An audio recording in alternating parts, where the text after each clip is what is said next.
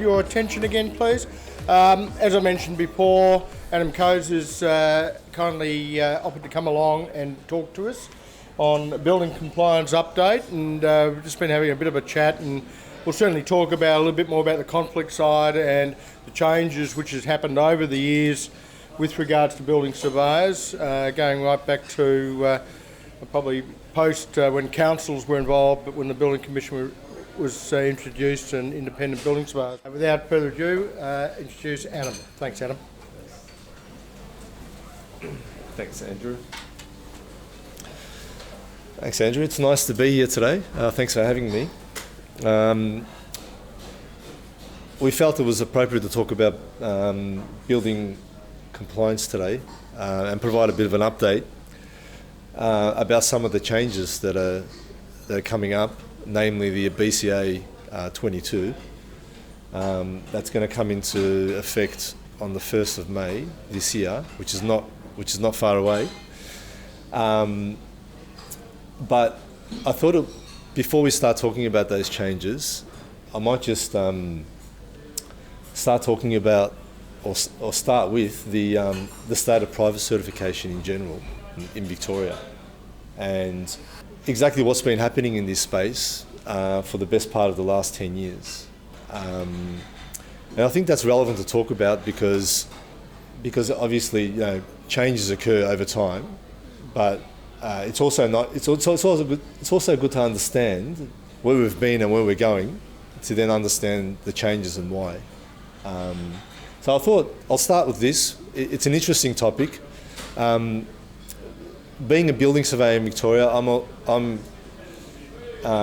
in the middle of all these changes, so I understand them and I'm affected by them daily, but perhaps other people in the industry are maybe just looking at them from an arm's length and thinking, okay, well, there's some changes there, but how serious are they? So if we just look at a bit of history, the performance-based code was introduced in 1990. A few years after that, private certification came in Victoria. So that meant you no longer had to use the local council to obtain a building permit. You still need them for planning permits, but building permits, you could, from 93 onwards, you could engage a private building surveyor to issue a permit, carry out your inspections, issue your occupancy permit. And that was a huge change, obviously. But it's also unique globally to have private certification in place. Like, I don't know many countries around the world where you can engage a private building surveyor like me or others that you work with on a daily basis where, they're responsible for issuing your permit, carrying out your inspections and issuing your OP, amongst other things, of course. So, really interesting decision by the Kennett government back then to do this. And I guess the main reason why they did it at the time was to invigorate the economy, because effectively we entered into a stage of growth back in the early 90s. And this was just an economic activity is an important part of the economic growth. And this was just helping facilitate the increase in construction activity. And the industry has benefited from the private certification system since the early 90s. And I think there's been a lot of benefits, but it hasn't been perfect. And there's been incidents along the way, some of which I'll talk about now, that occasionally make us stop and think, well, was it the right call, and is it the best system, and is it going in the right direction? And if we just go back, for example, to 2011, the Victorian Auditor General's Office carried out an audit on the building permit system and found that almost 100% of building permits issued had some sort of error associated with them. 96% to be precise. Now, what does that mean? Does that mean a few people didn't know what they were doing, or is there a systematic problem there that needed to be fixed? A few years after that, a pretty significant thing happened, and that was the La Crosse fire. And that was significant because it was the first fire of its kind, and effectively the outcome of that fire meant that all sorts of things came into question. But on that particular fire, it was combustible cladding that was identified as being a huge problem. And then when the government investigated, okay, well, how did this happen, and how many other buildings have combustible cladding? They found that over 3,000 buildings, just in Victoria, have some sort of combustible cladding installed. So that was a pretty fundamental thing to have happened at the time. Now, the ruling was eventually handed down about 5 years later. But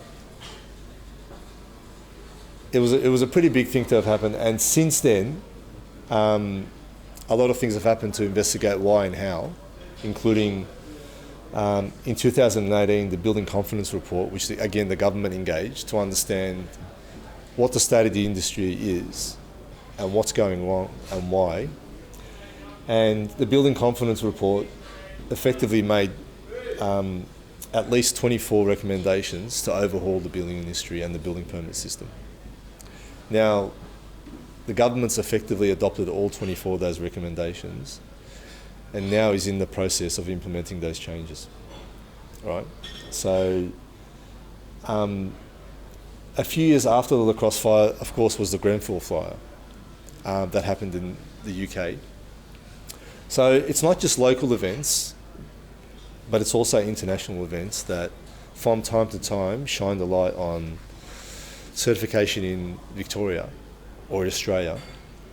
And it just makes us think, well, we've got this system, it's playing a role, but how well is it working? And is it working well enough to keep it that way, or are changes required to the system?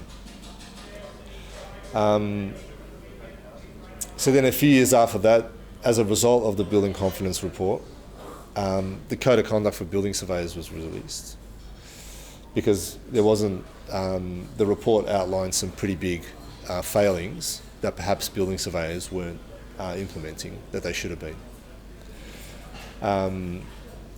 But again, you know, are these individual errors? Yeah, probably. Are there systematic errors there? There probably is as well. So the Code of Conduct is in now, and we'll talk about conflict of interest a little bit later, but effectively, after the Code of Conduct was released in 22, most people in the industry would have noticed some sort of change with the way building surveyors were behaving. For example, you would have seen a consultant building surveyor on most of your jobs now that are a decent size. Now, that system's been in New South Wales for a long time, and it's always been in the Building Act that the building surveyor shouldn't provide design advice. But the Code of Conduct, once that was released, the VBA can now prosecute building surveyors directly for breaches of the Code of Conduct. So all of a sudden everyone's sitting up a bit straighter and changes are occurring in the industry, and that's why you're seeing consultants on projects that are providing BCA design advice, compliance advice, which is different to compliance advice. So having a building surveyor there to help you navigate through the BCA and have the flexibility to give you design advice is different to me or another relevant building surveyor giving you compliance advice, saying it complies or it doesn't.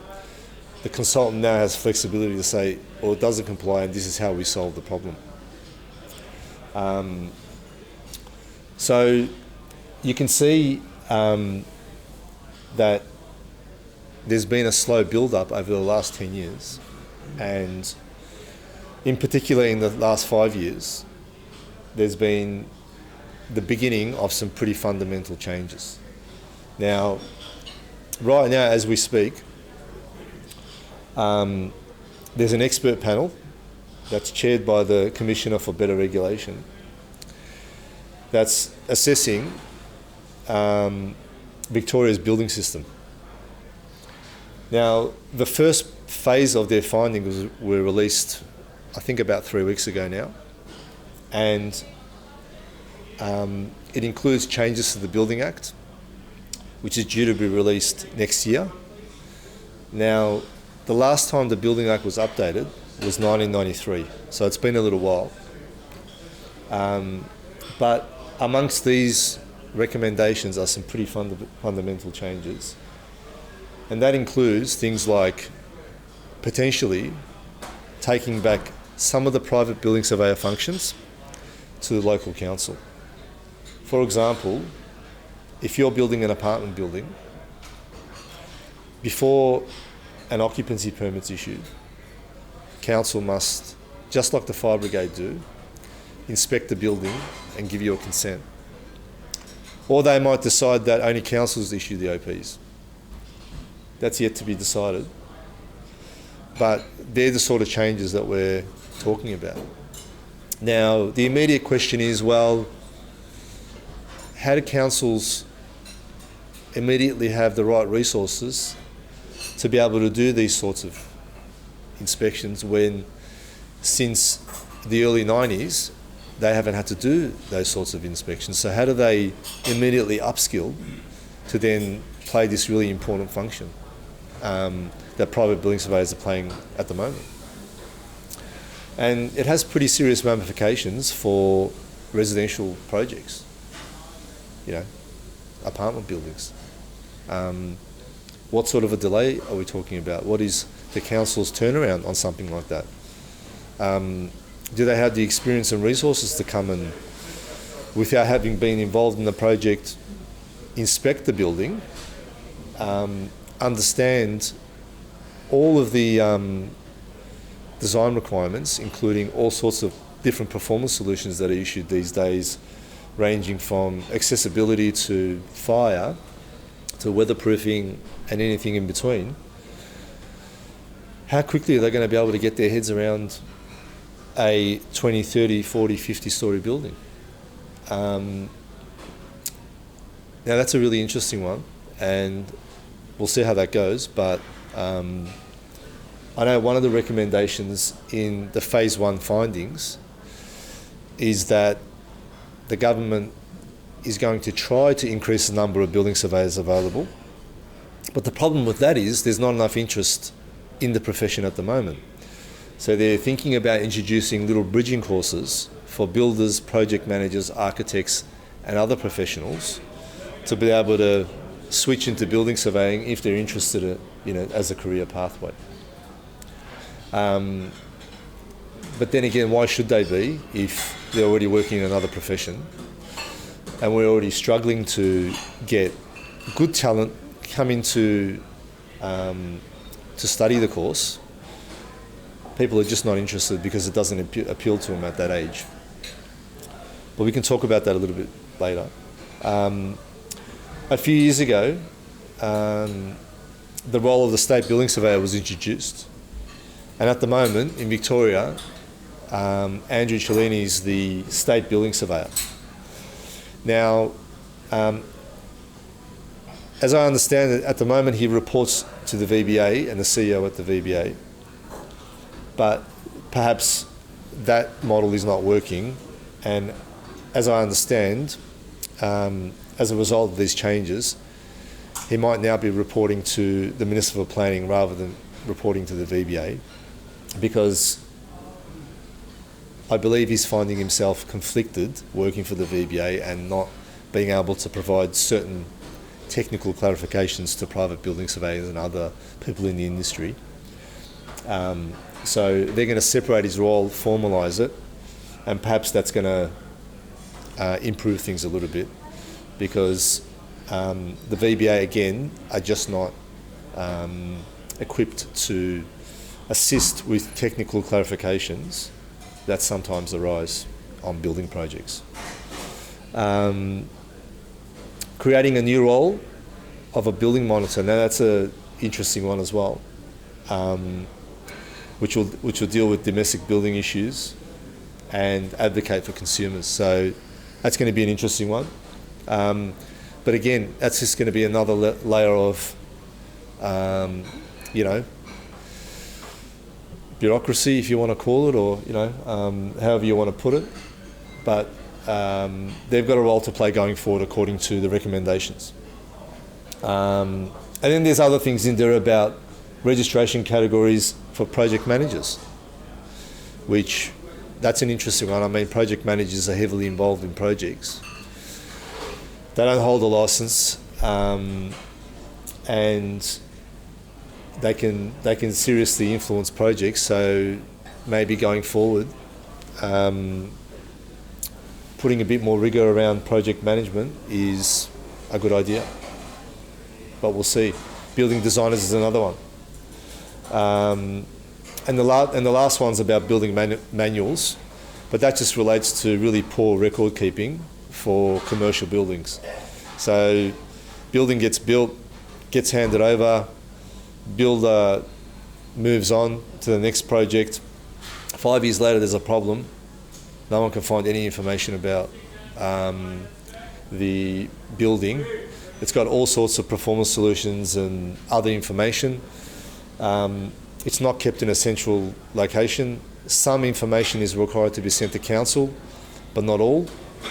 So if no one's keeping proper records, then it's becoming challenging to go back and understand why things occur in buildings, for example. So the building manual is another initiative. And I thought it was a good idea to talk about the history quickly and the system that we have in Australia, and beg the question effectively on how well it's working, and maybe we can talk about it in Q&A time a little bit more. But that leads me on to conflict of interest for building surveyors, and as I mentioned before, you're seeing changes in projects where now you have 2 building surveyors. Now, why is that? And effectively it comes down to managing conflict of interest. Now, playing the role of statutory building surveyor is a unique position.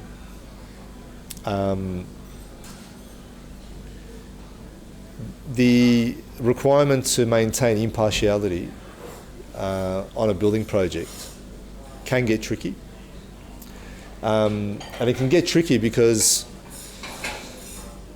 it depends a lot who you're engaged by and who you're working for, and what the Building Act expects of building surveyors when they're making important determinations about protection works, about other building related compliance issues. So a few years ago you would have noticed a change in legislation whereby building surveyors could no longer be engaged directly by builders for residential work, domestic work. So for the last couple of years and going forward, if you're a builder that does domestic work, you can't engage your own building surveyor. It has to be the owner or the owner's agent that engages the relevant building surveyor to carry out functions. Can't be the builder. And similarly, if you're successful in a tender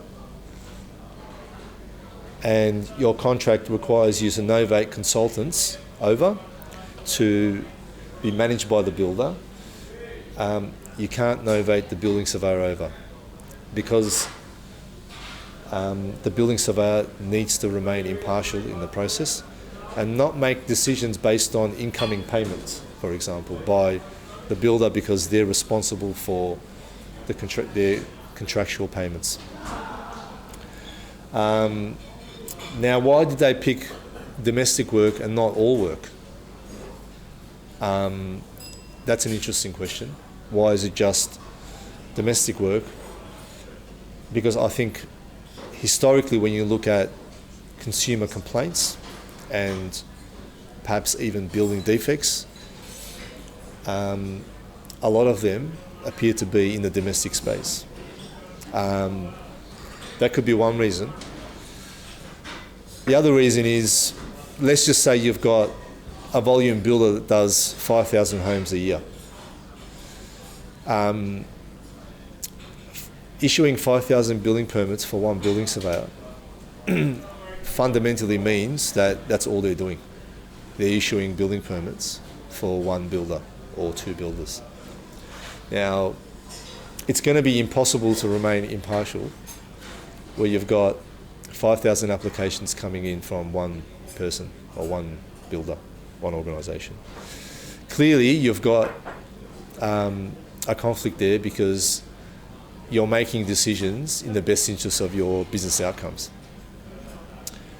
And I think it was decided that it's appropriate to do it for domestic work, and that's why it came in for domestic work.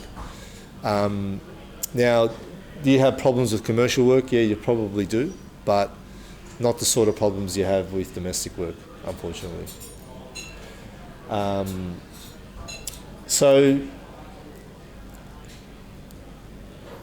again, managing conflict can be tricky for building surveyors, but slowly the rules around,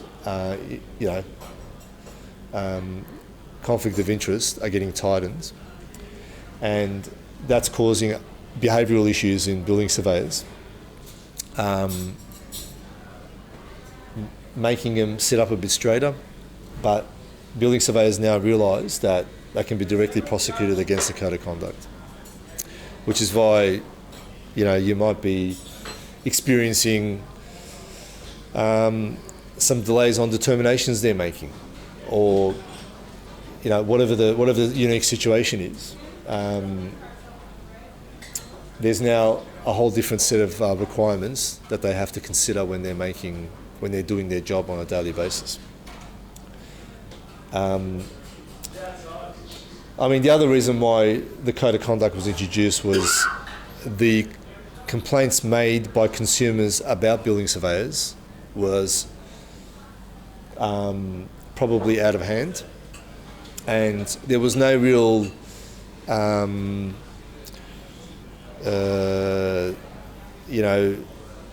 way for the VBA to keep building surveyors honest about how they behave on a daily basis without a document like this. So I think most professions have some sort of code of conduct that you need to comply with, and it's probably about time building surveyors had one as well, because if you're calling your building surveyor and he's not answering the phone, that's a problem. What can you do about it? Maybe because before the code of conduct came in, not much, but now that the code of conduct's in, there's plenty you can do about it. And I think that was just a consumer issue, not just a project-wide issue, but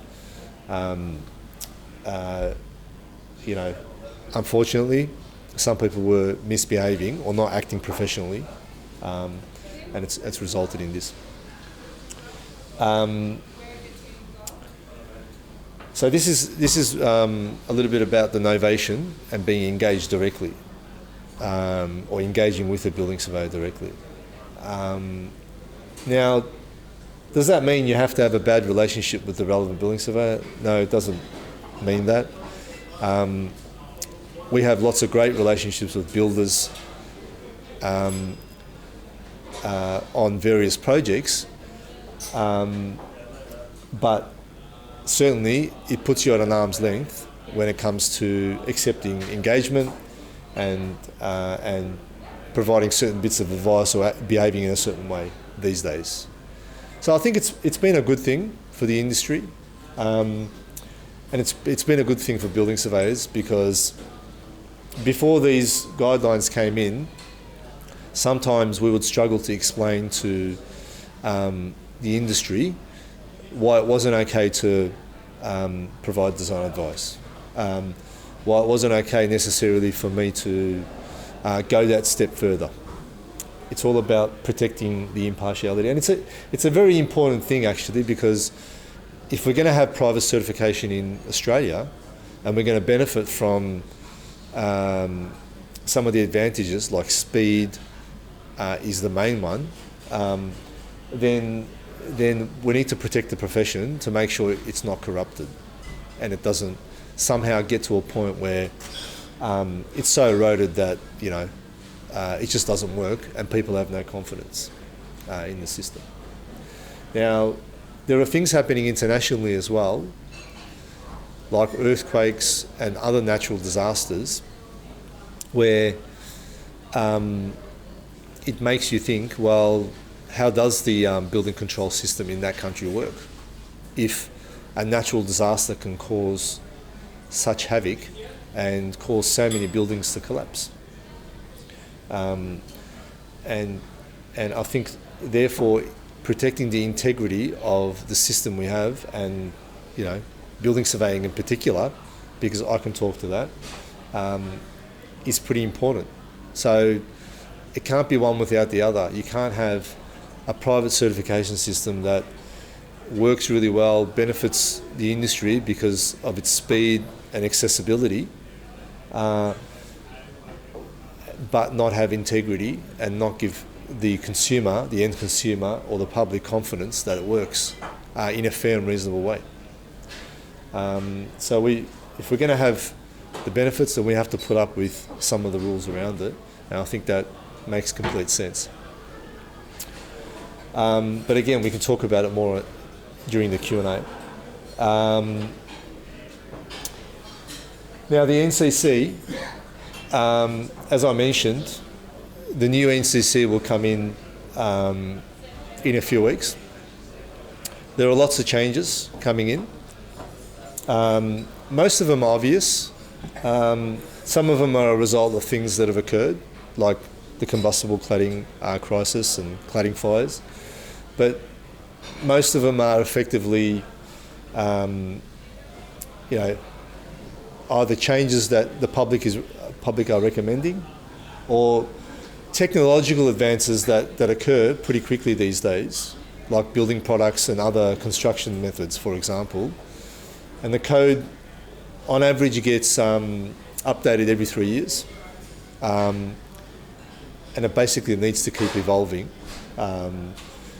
to keep up with how fast technology advances and people's expectations in construction methodologies and etc. Now, it's probably worth mentioning that, and most of you probably already know this, but the way the building code works is that it's primarily a performance-based document. So that means that you have two options to demonstrate compliance with the BCA. One is your prescribed, deemed to satisfy rules or requirements, but then primarily you have your performance functions that you have to fulfill and comply with. Now, that adds to the uniqueness of the building permit system, or the building approval system, building control system, because you've got a performance-based code, plus you've got private certification, and the performance requirements in the code are there to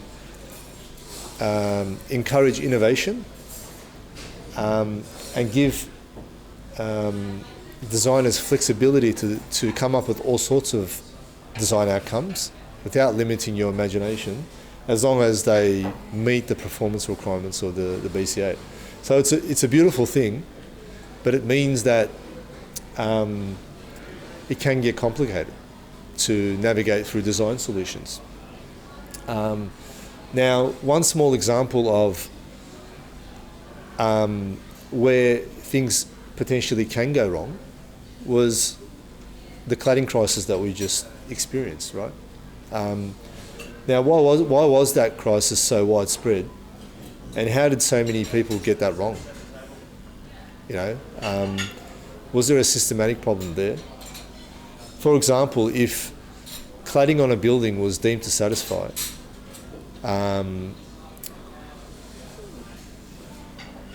perhaps there was no ambiguity about it. You know, you had to build your building in a certain way, and off you go. But the introduction of performance-based outcomes, for example, when it comes to claddings or other bits of the building, if it's not understood correctly, it can result in bad outcomes potentially. So it's a good thing, but again, it needs to be controlled, and it needs to be understood by everybody that's involved in the design and delivery process.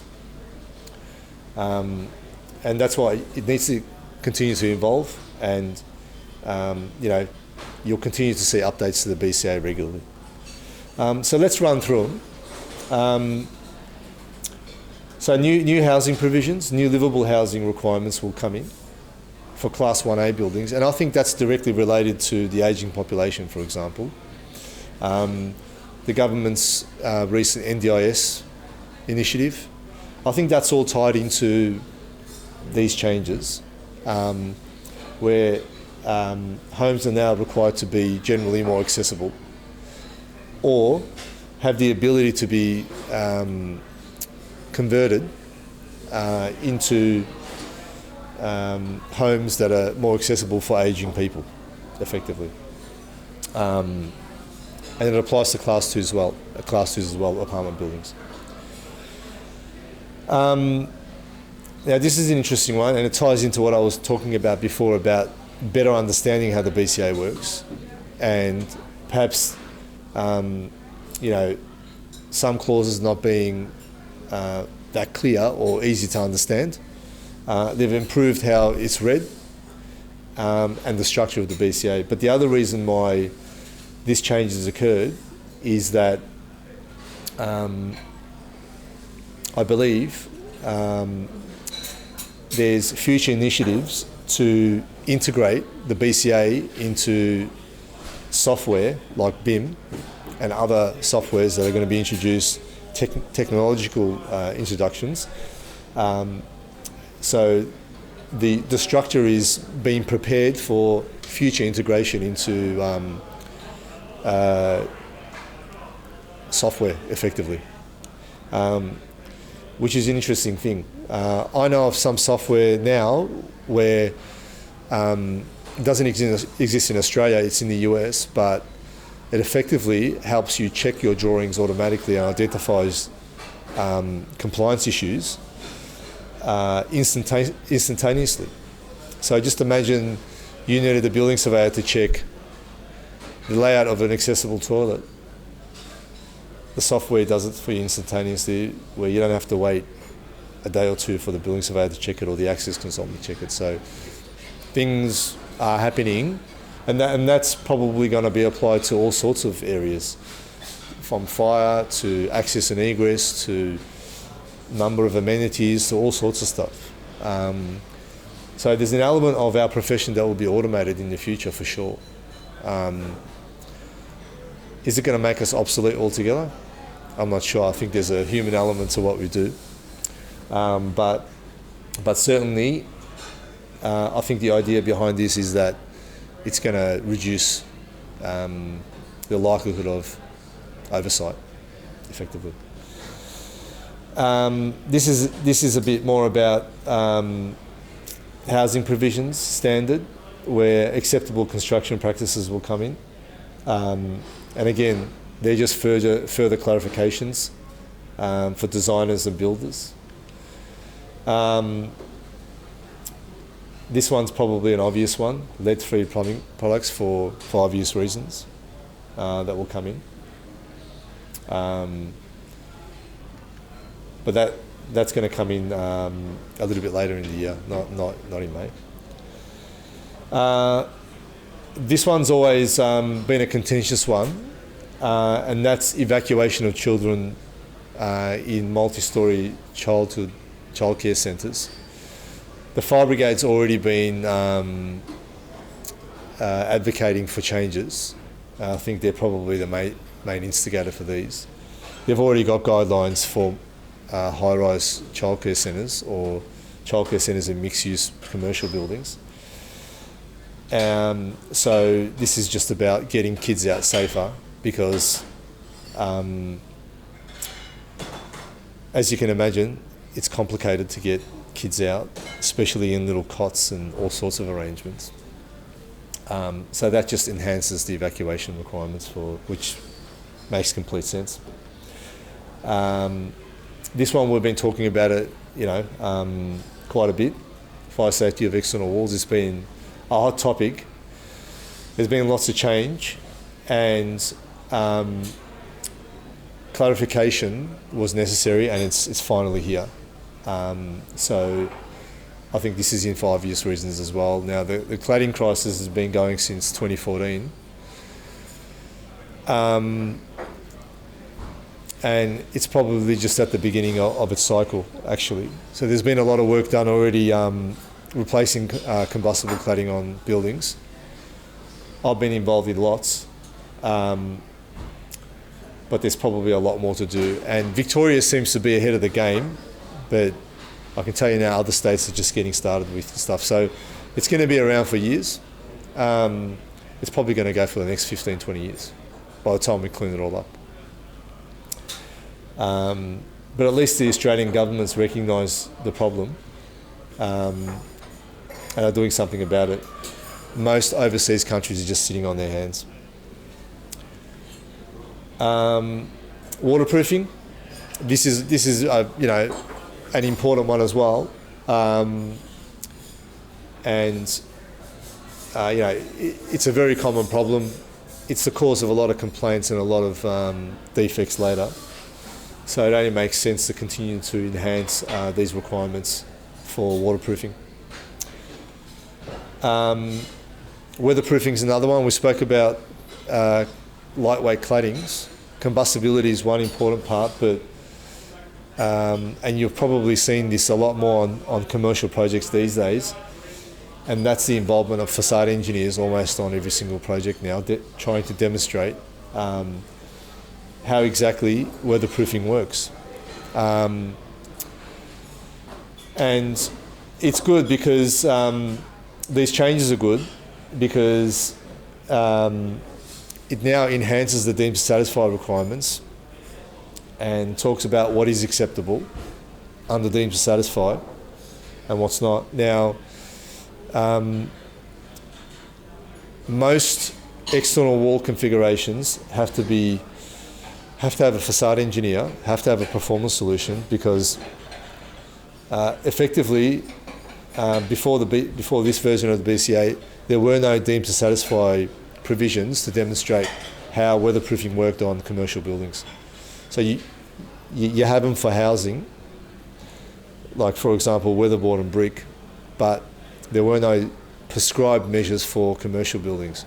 So almost every single external cladding you selected had to be justified through a performance solution.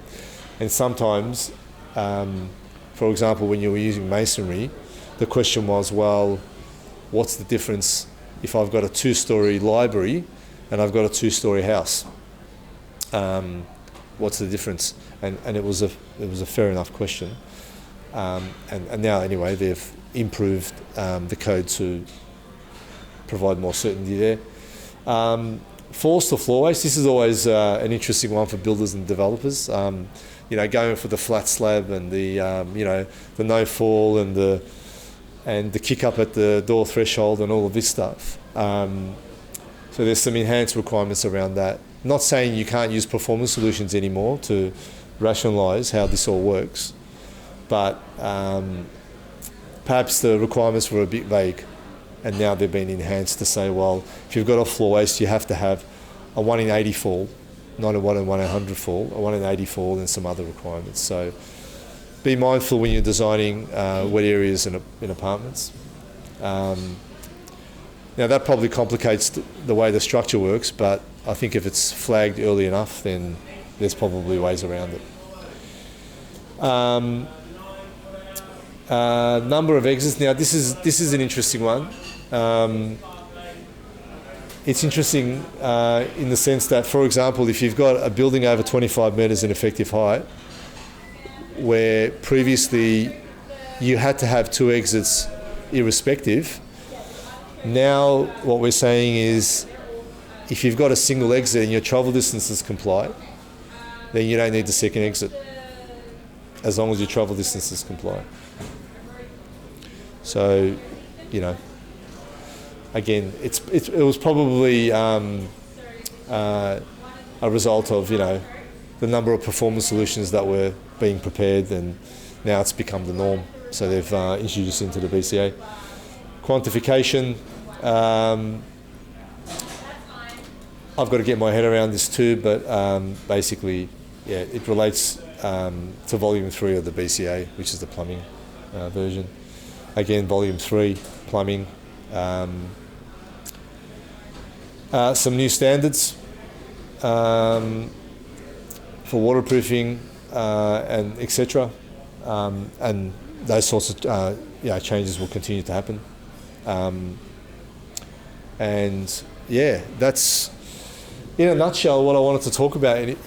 In the first part of the presentation, but and there's lots more to talk about. But really, the message is, we've got a unique model and a unique system in Australia.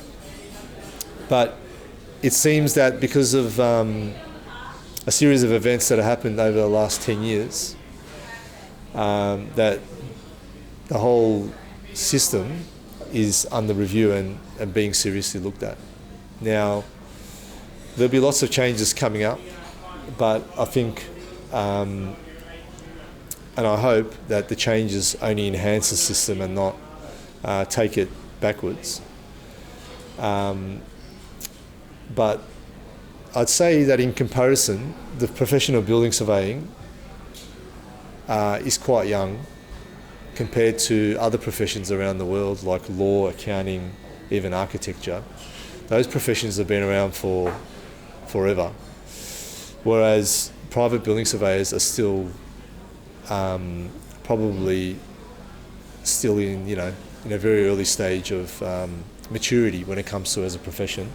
And I'm talking about all sorts of aspects of the profession, like the industries that lead us and support us, understanding some of the complexities, how it's dealt with.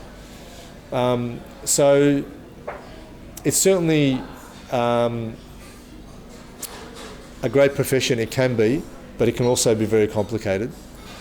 And that's because at times we don't have the guidance that we need, or we just don't have the history and the experience to look back on to say, well, how was it dealt with in the past? So all we can do at the moment is look at other professions to see, okay, what do they do in this particular crisis, and how should we adapt? So I'm optimistic that it's here to stay, generally, with some change, but that it's good for everybody, and it's the right way to go, and it has lots of benefits for everybody. Thank you.